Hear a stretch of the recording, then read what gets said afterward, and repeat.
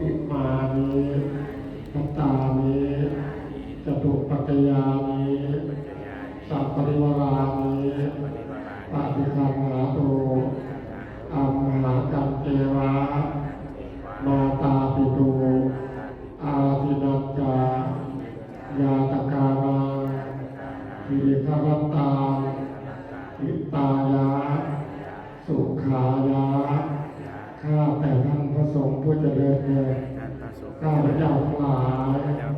ขอน้อมถวายพระตาหารจตุปัจจัยพร้อมของที่เป็นบริวาร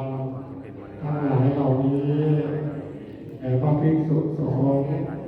ขอพระภิกษุสงฆ์จงรับแล้วเพื่อประโยชน์และความสุขแก่พวกข้าพเจ้าทั้งหลายและญาติของข้าพเจ้าด้วยมีบิดามารดาปู่ย่าตายาย